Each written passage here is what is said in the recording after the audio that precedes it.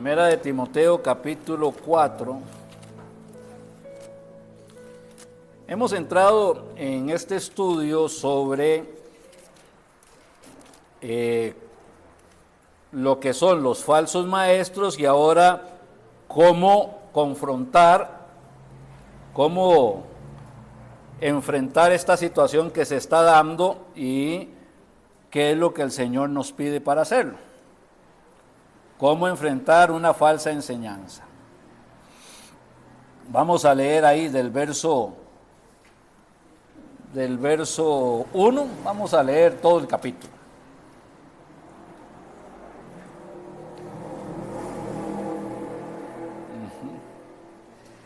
Recuerden, cuando usted se tope en la Biblia la palabra espíritu con mayúscula, se está refiriendo al Espíritu Santo, ¿verdad?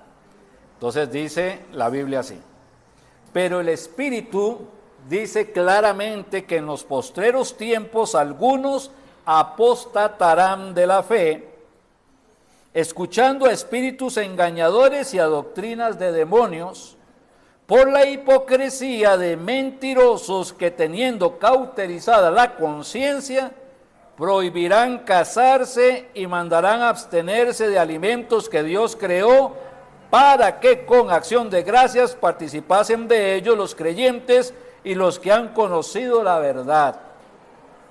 Porque todo lo que Dios creó es bueno, y nada es de desecharse si se toma con acción de gracias, porque por la palabra de Dios y por la oración es santificado. Si esto enseñas a los hermanos, serás buen ministro de Jesucristo, nutrido con las palabras de la fe y de la buena doctrina que has seguido. Desecha las fábulas profanas y de viejas. Ejercítate para la piedad, porque el ejercicio corporal para poco es provechoso, pero la piedad para todo aprovecha, pues tiene promesa de esta vida presente y de la venidera. Palabra fiel es esta, y digna de ser recibida por todos, que por esto mismo trabajamos y sufrimos oprobios, porque esperamos en el Dios viviente, que es el Salvador de todos los hombres, mayormente de los que creen. Esto manda y enseña: ninguno tenga en poco tu juventud, sino sé ejemplo a los creyentes en palabra, conducta, amor, espíritu, fe y pureza. Entre tanto que voy, ocúpate en la lectura, la exhortación y la enseñanza. No descuides el don que hay en ti, que te fue dado mediante profecía con la imposición de las manos del presbiterio. Ocúpate en estas cosas, permanece en ellas, para que tu aprovechamiento sea manifiesto a todos. Ten cuidado de ti mismo y de la doctrina, persiste en ello, pues haciendo esto te salvarás a ti mismo y a los que te oyeren. Amén. Si esto enseñas a los hermanos, dice ahí el verso 6, serás buen ministro de Jesucristo. Existen algunas normas importantes que capacitan a un ministro de Jesucristo a ser considerado como bueno. Hay buenos ministros y hay otros que no lo son. Hay buenos ministros que le aportan a la iglesia, que ayudan al crecimiento de la iglesia, a la edificación de la iglesia, al progreso del evangelio, a la santidad de los hermanos. Y hay otros que no están apoyando en nada a estas cosas que son importantes para Dios. No se trata de ser ministro de Jesucristo. Se trata de ser buen ministro de Jesucristo. Desde luego, un buen ministro de Jesucristo debe ser creyente, no religioso. Los religiosos son semejantes a los fariseos del tiempo de Cristo. Escribas y fariseos, hipócritas. Los religiosos no están edificando, los religiosos destruyen, los religiosos limitan, los religiosos asfixian, los religiosos ahogan.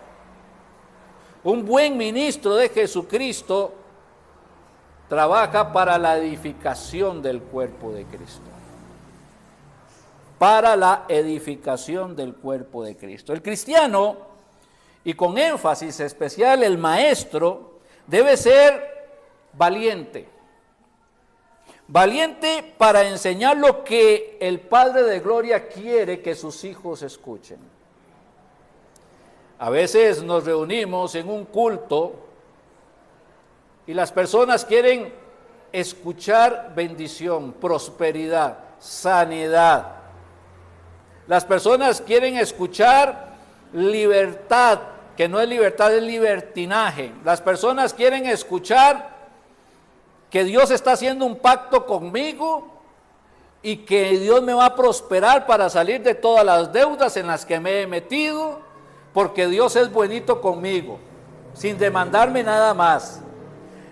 Que mi matrimonio va a ser maravillosamente restaurado, salvado, simple y sencillamente porque hago una oración, pero sin comprometerme a obedecer lo que el Señor le dice al esposo y a la esposa que se deben de guardar en un matrimonio.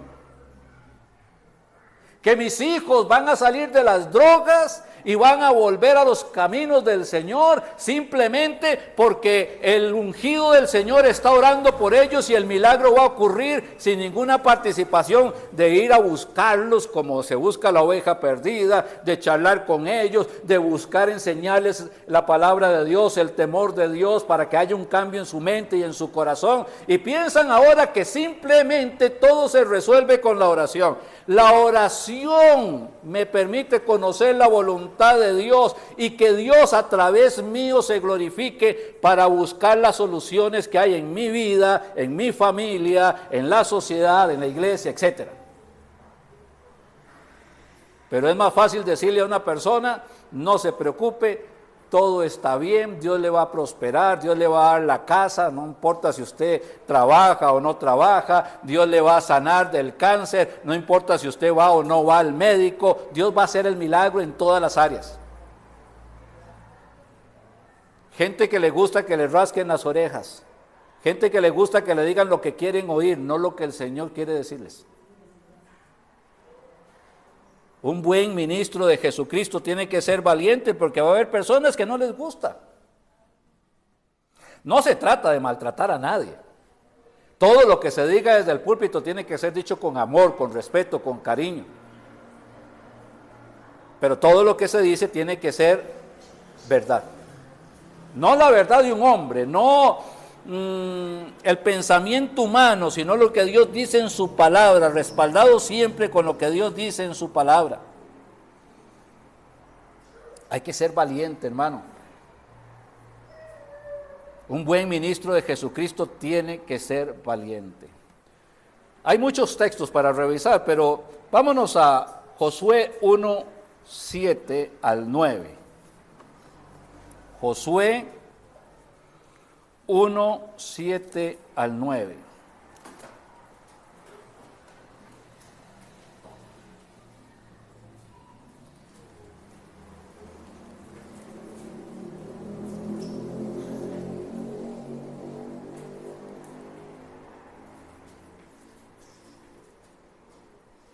Ok, voy a leerles desde el verso 1 y vayan tomando nota donde aparece la palabra o el llamado para ser valiente, etcétera. Y vean lo que va sucediendo acá. Josué 1:1, vamos hasta el 9, dice: aconteció después de la muerte de Moisés, siervo de Jehová, que Jehová habló a Josué, hijo de Nun, servidor de Moisés, diciendo: mi siervo Moisés ha muerto. Ahora pues, levántate y pasa este Jordán, tú y todo el pueblo, a la tierra que yo les doy a los hijos de Israel. Yo os he entregado, como lo había dicho a Moisés, todo el lugar que pisare la planta de vuestro pie, desde el desierto y el Líbano hasta el gran río Éufrates, toda la tierra de los heteos hasta el gran mar donde se pone el sol, será vuestro territorio. Dios les está dando una promesa, todo esto va a ser de ustedes. Pero no es nada más de llegar y pasar ahí, y ahora sí, me siento aquí a descansar de lo que Dios me está dando. No, tienen que pasar al otro lado y conquistar lo que Dios les está dando de bendición. Sigue diciendo: Nadie te podrá hacer frente en todos los días. Como estuve con Moisés, estaré contigo. No te dejaré ni te desampararé. Nosotros somos creyentes, somos hijos de Dios. El Espíritu Santo mora en nosotros. Así como el Señor bendijo a Moisés y a Josué y a Daniel y a David y a Ezequías y a un montón de personas más, Pablo, Pedro en el Nuevo Testamento, el mismo que estuvo con ellos es el mismo que está con cada uno de nosotros. Así como estuve con ellos, también el Señor está con cada uno de nosotros. Sigue diciendo, esfuérzate y sé valiente. Sé valiente. Hay personas que son esforzadas, pero su miedo no les permite ir más allá. Escuché una frase que decía que los mejores premios están más allá del miedo. Esfuérzate y sé valiente, porque tú repartirás a este pueblo por heredad la tierra de la cual juré a sus padres que le daría a ellos.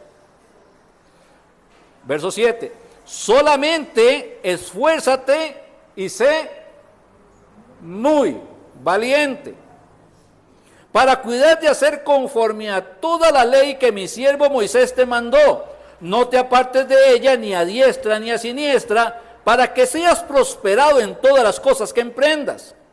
Nunca se apartará de tu boca este libro de la ley, sino que de día y de noche meditarás en él, para que guardes y hagas conforme a todo lo que en él está escrito, porque entonces harás prosperar tu camino y todo te saldrá bien. Mira que te mando que te esfuerces y seas valiente. No temas ni desmayes, porque Jehová tu Dios estará contigo en donde quiera que vayas. Una de las características de un buen siervo de Dios es que tiene que ser valiente. Y valiente no es no tener miedo. Valiente es obedecer a Dios y atreverse a ir más allá a pesar del miedo.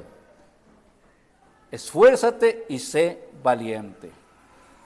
La iglesia de Cristo clama, pide, demanda por creyentes valientes, que estén dispuestos a predicar la palabra de Dios, aunque la gente no la quiera oír o aunque la gente no esté de acuerdo con lo que la palabra de Dios dice.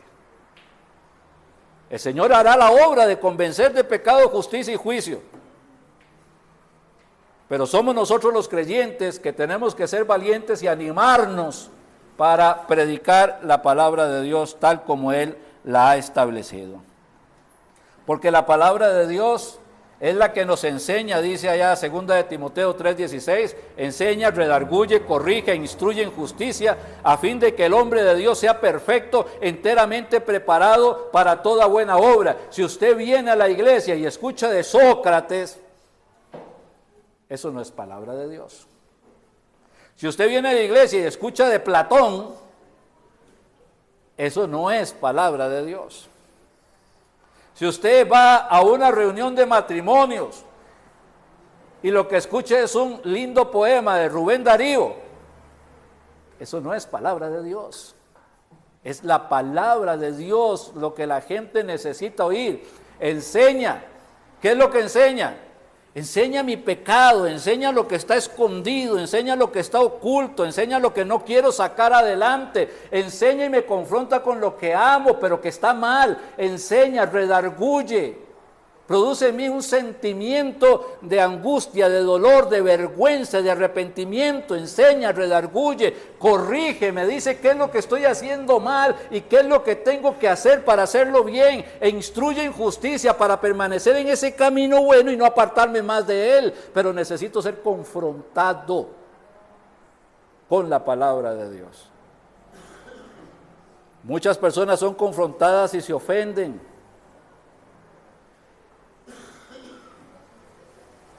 Y luego se pueden apartar.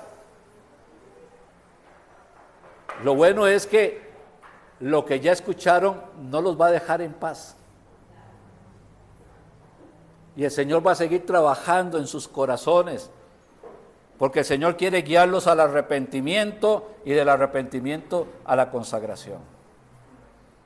El maestro no debe ser un neófito. ¿Qué es un neófito?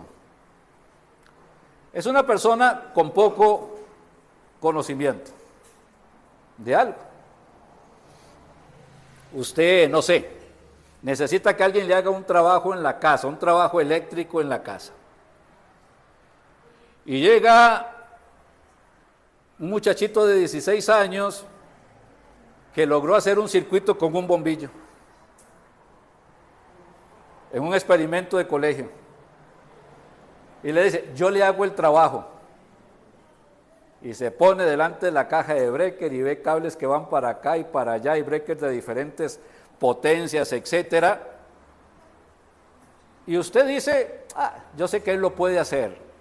¿Qué es lo que puede ocurrir?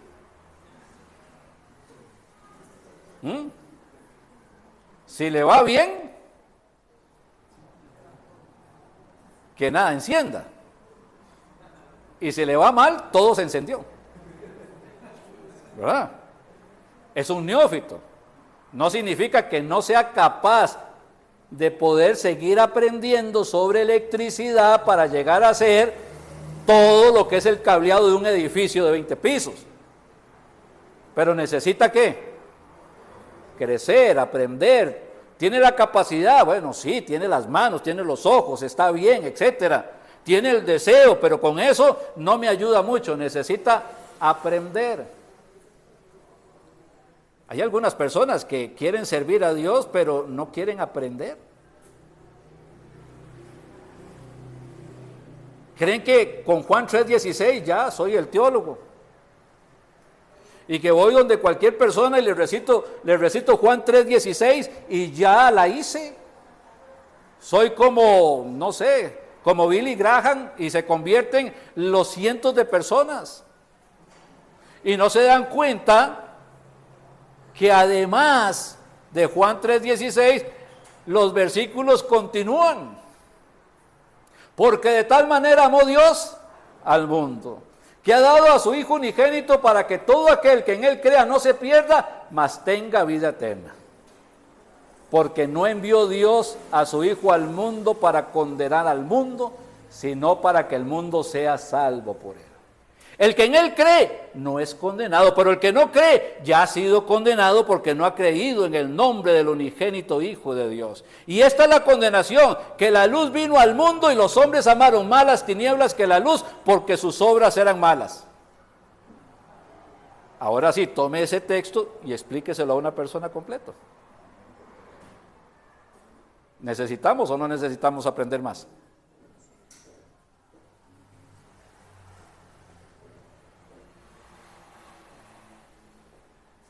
No podemos ser neófitos. Ahora, ¿puede una persona tener 25 años en una iglesia y seguir siendo un neófito? Sí. A veces escucho gente que dice cosas extrañas de la Biblia.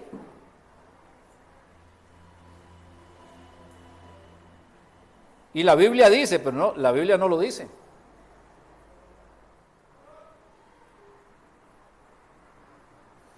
Y no lo dice.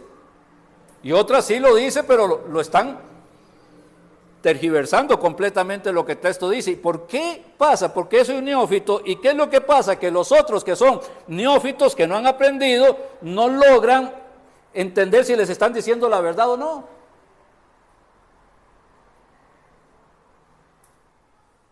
Tenemos que ser responsables de lo que aprendemos. Es mi deber aprender. Un neófito no va a ayudar a la iglesia. De hecho, dice la palabra de Dios, vamos ahí a Primera de Timoteo, capítulo 3. Primera de Timoteo, capítulo 3.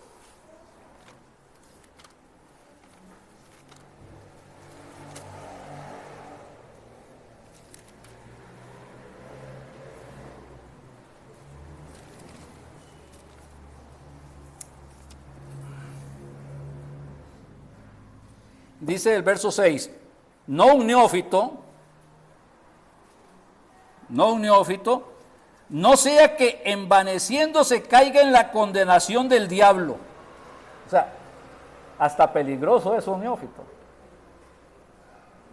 porque se puede envanecer y caer en la condenación del diablo. ¿Y cuál es la condenación del diablo? Okay. Sé que ya lo han escuchado y lo van a seguir escuchando más. Un día Dios había creado las cosas visibles e invisibles, dice la Biblia. Sean tronos, principados, potestades, todo fue hecho por Él y para Él, y Él es antes de todas las cosas, y todas las cosas en Él subsisten. Entre las cosas invisibles que el Señor hizo, fue un grupo de espíritus de diferentes categorías y poderes. Querubines, serafines, arcángeles o jefe de ángeles y ángeles, y cada uno en su categoría es más poderoso que el otro. Y uno de estos querubines, porque no solamente hizo uno, pero uno de estos querubines se llenó de vanagloria, se llenó de necedad, y este querubín dijo: es que yo quiero ser semejante a Dios. Y se amó a sí mismo. Ya no amaba a Dios, se amó a sí mismo. Y este querubín que se amó a sí mismo convenció a la tercera parte de los espíritus que Dios había hecho, o sea, otros querubines, otros serafines, otros arcángeles y otros ángeles, para que lo siguieran a él en la rebelión. Se llenó de orgullo. Ese es el pecado del diablo, el orgullo. Y cuando un creyente que todavía no conoce mucho de las Escrituras, o sea, un neófito, se pone en una posición donde la gente lo mire, es muy posible que caiga en la condenación del diablo. A veces hay siervos de Dios que llegan a estar ahí en el altar no porque el Señor los haya puesto, sino porque una iglesia los eligió. Porque era de buen porte, de buen parecer, guapo, que habla bonito. Ese es el que nos puede representar. Algo muy parecido a lo que pasó cuando Israel estaba buscando un rey. Dios les dio un rey conforme al corazón de los que ellos estaban pidiendo. Alto, bello, se veía interesante, o sea, era algo que prometía y el pueblo gritaba: ¡viva el rey! Ahora estamos bien. Pero ese rey no sirvió.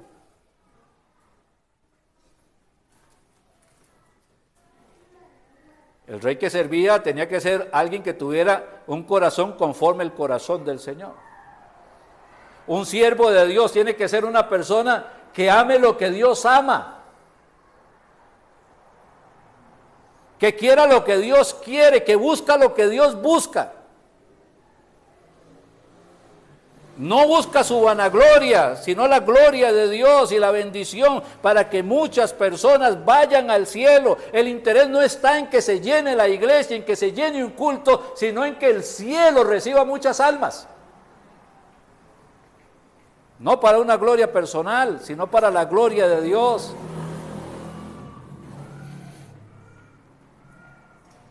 Necesitamos siervos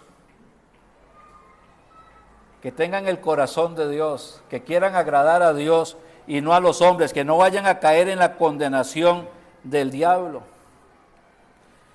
Un maestro, conforme el corazón de Dios, sabe que no es el dueño de la iglesia, tampoco es socio de Dios. Él no murió en ninguna cruz ni derramó nada de sangre en favor de las personas que están llegando a escuchar el evangelio. Él sabe que es un Un siervo de Dios y un siervo de los hermanos. Imita al Señor Jesucristo, porque Él no vino a ser servido, sino a servir y dar su vida en rescate por muchos. Ama a los hermanos. No se considera ni dueño ni señor de ninguno, porque Él no pagó el precio. El que pagó el precio es el Señor Jesucristo. Cuando nos preparamos para empezar un culto, nos preparamos para recibir a los hijos de Dios. Algo serio. A todos esos que fueron lavados con la sangre de Cristo, que fueron comprados por precio, esos que son herederos de las cosas incorruptibles, inmarcesibles, destinadas en el cielo, que vienen a aprender de la palabra de Dios, a escuchar el mensaje de la palabra de Dios, que se edifican para edificar a su familia y salen a predicar el evangelio y vienen a la casa de Dios, y el siervo de Dios sabe que es siervo y qué enorme responsabilidad, porque son los hijos de Dios los que están viniendo a la iglesia. No podemos decirles cualquier cosa o entretenerlos con cualquier cosa. No es un lugar de hacer chistes, porque la muerte de Cristo en la cruz del Calvario no es un chiste. El siervo tiene que estar listo para servir, no para ordenar, no para mandar. Si se quiere, Dios no ruega, pero el siervo de Dios sí. Os rogamos por las misericordias de Dios, decía Pablo, porque Él es un siervo, Él no le puede ordenar a los demás. Como si Dios rogase por medio de nosotros, reconciliados con Dios, porque Pablo no era Dios para ordenar, pero sí podía rogar para que los hermanos obedecieran la palabra de Dios y fuesen bendecidos. ¿Tenía autoridad Pablo? Sí, pero era una autoridad relegada. Todo lo que decía era con autoridad, porque lo que decía era lo que Cristo decía. Pero él es un siervo. Y Pablo siempre lo entendió. Él siempre se presentaba como siervo. Pablo, siervo. Y esa palabra siervo que se usa ahí es la que se puede traducir como esclavo. Pablo, esclavo de Cristo, por la voluntad de Dios. ¿Era un apóstol? Sí. Pero apóstol no era lo que lo definía. Pablo lo definía ser un siervo. El apostolado era algo que tenía que hacer para darle gloria a Dios y que los hermanos tuvieran bendición. Pero él siempre sabía que era un siervo. Un maestro maduro entonces se sabe que es un hermano de los hermanos. Un falso maestro enseña contrario a las Escrituras. Bendice lo que Dios rechaza y rechaza lo que Dios bendice. Vea lo que decía ahí, 1 Timoteo 4:1. Pero el Espíritu dice claramente que en los postreros tiempos algunos apostatarán de la fe, escuchando a espíritus engañadores y a doctrinas de demonios. Pero eso ocurre dentro de la iglesia. No está hablando de que pasa allá afuera, sino que la iglesia llega a caer en esto. Algunos apostatan de la fe, dejan la Biblia de lado y empiezan a enseñar doctrinas de demonios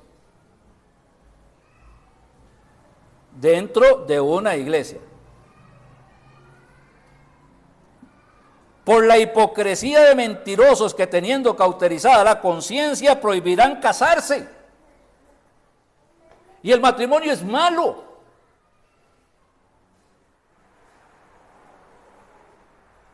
Y ellos decían que el matrimonio es pecado, es inmundo, no está bien, que los hombres santos no se casan, que las mujeres santas no se casan. Para que sean más santas necesitan permanecer solteras, y para que sean más santos necesitan permanecer solteros. Y el que inventó el matrimonio y bendijo el matrimonio fue Dios.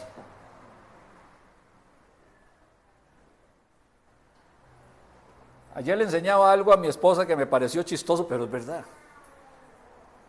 Iba un hombre a comer y se hizo un sándwich con huevo. Y estaba viendo algo y dice, el huevo es malo para comer por tal cosa. Quita el huevo. Se va a comer la tostada de pan. El pan es malo. Quita el pan. Va a tomar café. Tiene 5 tipos de veneno. Se hace algo de carne. La carne es potencialmente cancerígena. Y al final se va a tomar un vaso de agua y dice, si el cuerpo no se la pide, le va a hacer daño.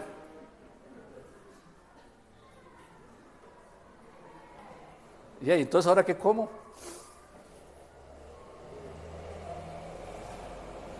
¿Qué es vegano? Nadie puede tener salud con una dieta vegana. Bueno, es una cosa que ya no.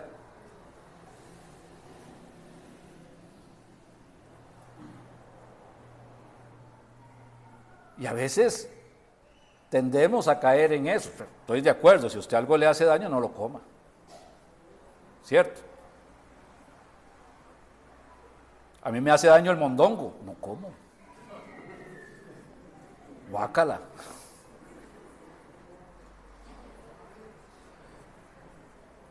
Pero yo no puedo prohibir los alimentos. Y hay lugares donde prohíben lo que Dios bendice, pero bendicen lo que Dios prohíbe. Estamos en nuevos tiempos. Las cosas están muy arcaicas. La Biblia ya es vieja. Deben de renovarla. Las cosas han pasado.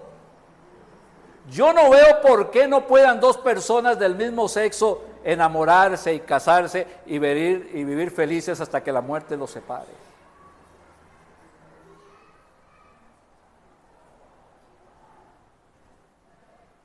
No solo porque la Biblia lo dice, es que la Biblia lo dice porque estas acciones abominables delante de Dios tienen consecuencias dañinas, destructivas, emocionales y físicamente. Pero no, hay que bendecir porque como el mundo allá afuera dice que eso está bien, entonces la iglesia tiene que empezar a aceptar que eso es bueno.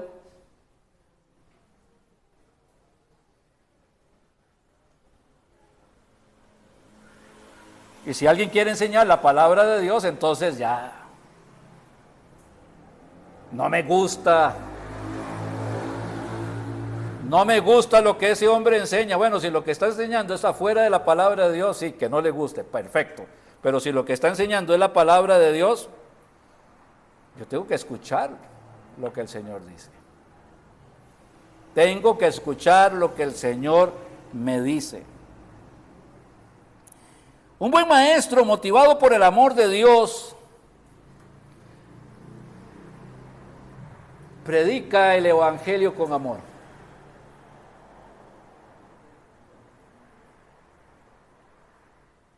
Dice que en los postreros días los falsos maestros, una de las características que tienen es que son amadores de sí mismos.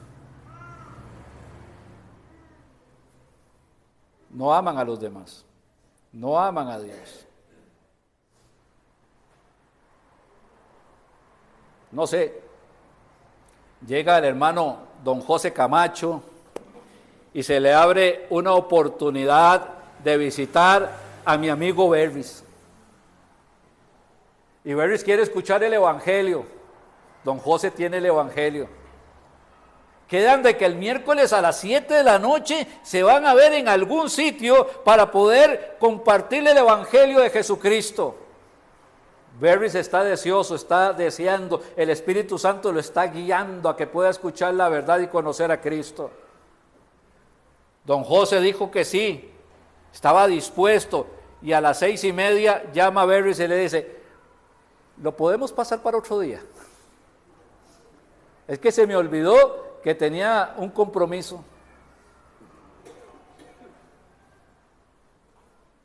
Ese compromiso vale más que el alma de Berris para don José. El alma de Berris no es tan importante. Si se murió no es culpa mía. Si amaneció en el infierno, a mí que me cuenta, allá él, fueron sus pecados.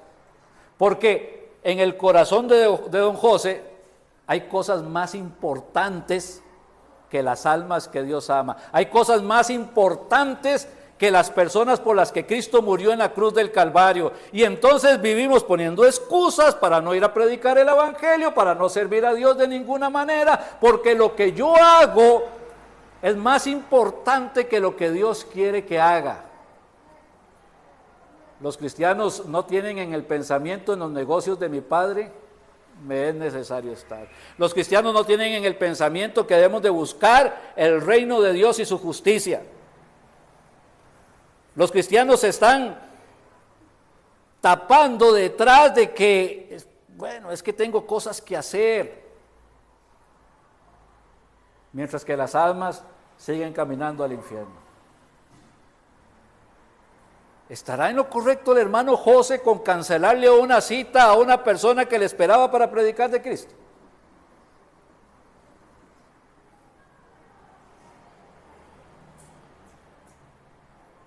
Porque un buen siervo de Dios necesita tener o manifestar el amor que Dios derramó en su corazón, dice la palabra de Dios. Porque el amor de Dios fue derramado en nuestros corazones por su Espíritu que nos fue dado. Porque el que tiene el Espíritu Santo no puede no amar lo que Dios ama, no puede despreocuparse por lo que Dios sí está preocupado. No puede darle la espalda por aquellos a los que Dios quiere abrazar. Y si no tiene el amor de Dios, es que no tiene a Cristo en su corazón. Lamentablemente, necesita ser salvo. A veces el amor se enfría, porque quitamos nuestra mirada de Cristo y empezamos a ponerlos en las cosas del mundo. Y le dijo el Señor a la iglesia en Éfeso: pero tengo contra ti que has dejado tu primer amor. La iglesia de Éfeso era buena, andaba viendo quiénes eran falsos maestros, andaban cuidando todo lo de la iglesia, pero ya no amaban. No tenían misericordia, no tenían piedad.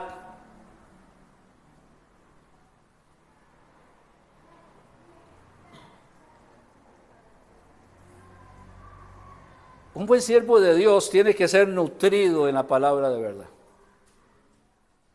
Porque si él no está nutrido, ¿cómo puede nutrir a otros? Él tiene que estar nutrido. Tiene que estar en la palabra de Dios, tiene que meditar en la palabra de Dios. Para un siervo de Dios y para cualquiera, la palabra de Dios debe ser lo más importante. No solo de pan vivirá el hombre, sino de toda palabra que sale de la boca de Dios. Cada vez que cierro mi Biblia y no la leo, lo que me correspondía estar con Dios ese día, le estoy poniendo una mordaza al Señor. Hoy no te quiero escuchar. Hoy no me interesa lo que digas. Y no solamente leer la Biblia, es meditar lo que el Señor me está diciendo en la Biblia. Nunca se apartará de tu boca este libro de la ley, sino que de día y de noche meditarás en él. No se trata solo de leer. La Biblia es un libro de meditación y de oración. Renueva mi mente y me hace orar conforme al pensamiento de Dios. Y luego estas verdades aprendidas las vamos traspasando a otras personas.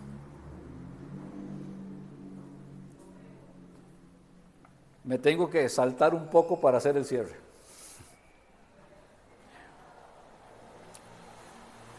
Pablo le estaba diciendo esto a Timoteo. Y alguien dice, bueno, es que Timoteo fue llamado para esto. Lo que Pablo le dijo a Timoteo, también lo dice a cada uno de nosotros hoy día. Porque al final, tal vez alguien malentendió que estábamos hablando nada más del que predica en el púlpito. Un buen siervo de Dios no es solamente el que está en el púlpito, Todos estamos llamados a ser buenos siervos de Dios. Pablo no se convirtió con Timoteo, él no escuchó la doctrina de la salvación por primera vez con Timoteo. No fue Timoteo el que lo llevó, Pablo el que lo llevó a los pies de Cristo. ¿Sabe quién llevó a Timoteo a los pies de Cristo? Su mamá y la abuela.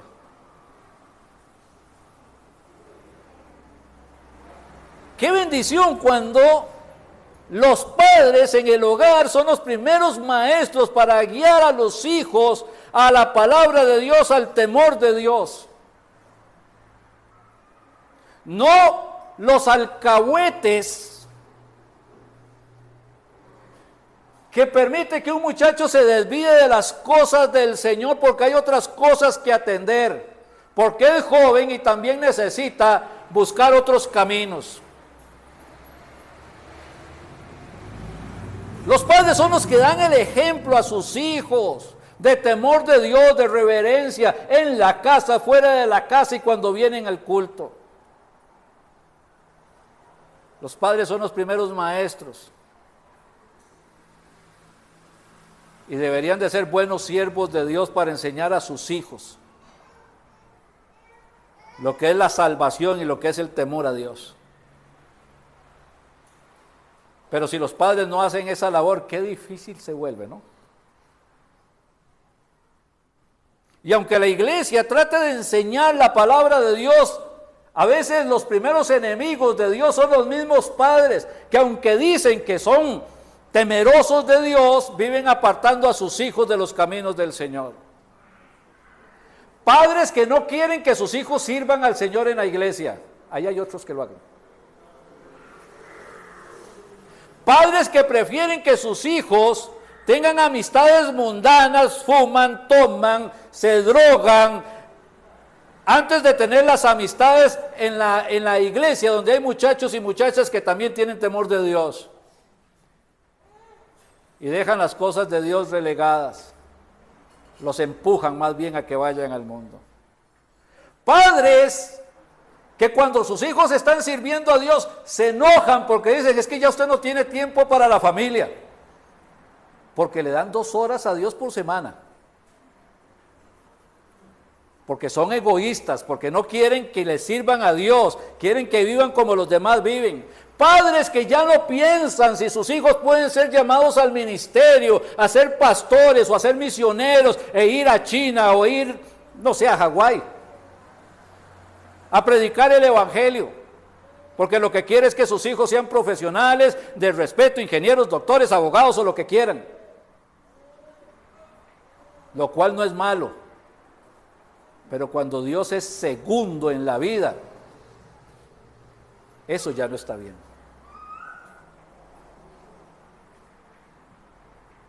Padres que no les interesa si sus hijos se levantan o no se levantan en la mañana para venir a la casa de Dios, pero Dios guarde, no se levanten para ir al colegio, a la escuela o a la universidad.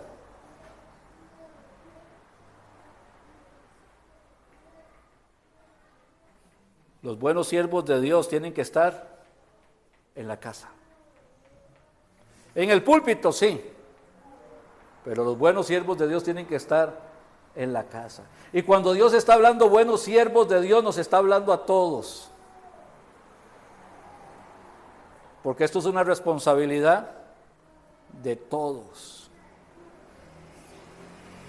De no permitir, hermanos, que una falsa doctrina, una falsa enseñanza contamine el corazón de los santos, de los padres, de los hijos, y que con el tiempo a esta iglesia le vaya a pasar lo que le pasó a algunas iglesias, o a todas las iglesias más bien, del Apocalipsis, las que estaban en Asia, y se quitó el candelero de su lugar, dejó de alumbrar, porque ya no lo hacía,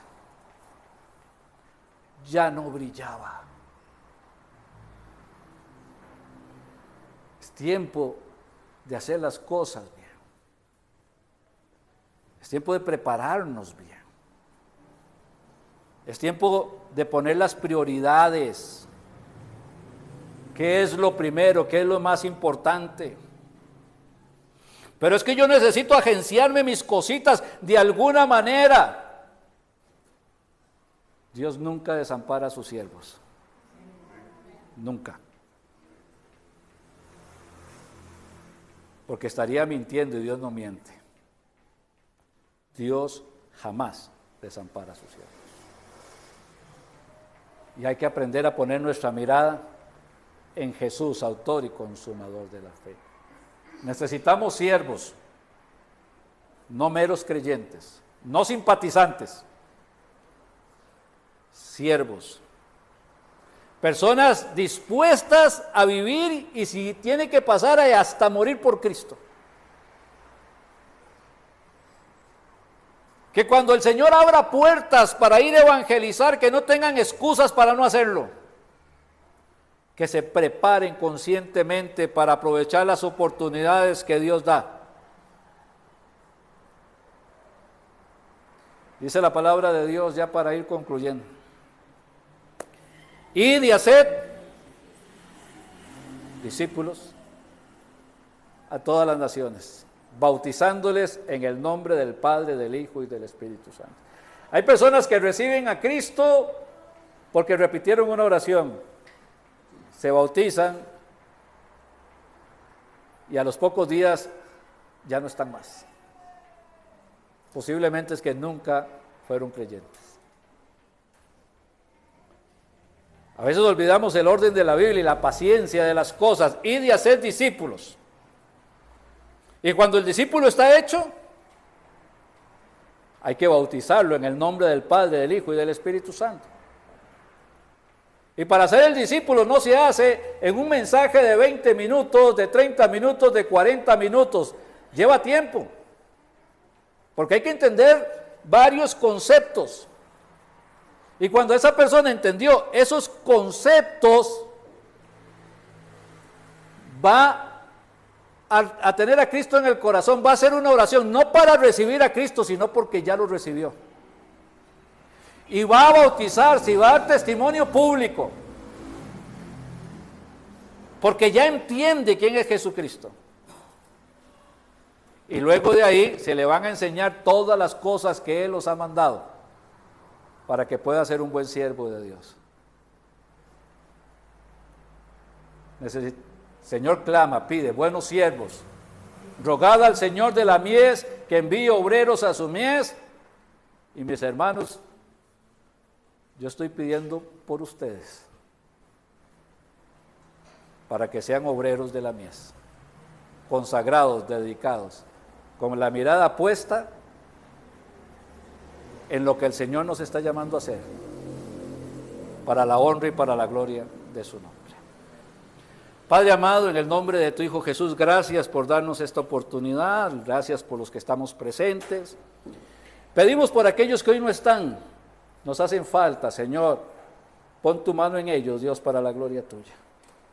Te quiero pedir, Padre, para que levantes, Señor, un grupo de hermanos y hermanas que quieran, Señor, dar sus vidas para ti, gastar sus vidas en el ministerio, servirte, aprender, Padre, lo que es poder ganar un alma para Cristo, Señor, y que tú abras puertas para que estas personas puedan llegar al conocimiento de la verdad. Quiero, Padre, hacer una oración por mi hermano Moretti, por su mamá, Padre, fortaléceles en este momento tan difícil, en Cristo Jesús. Amén. Amén.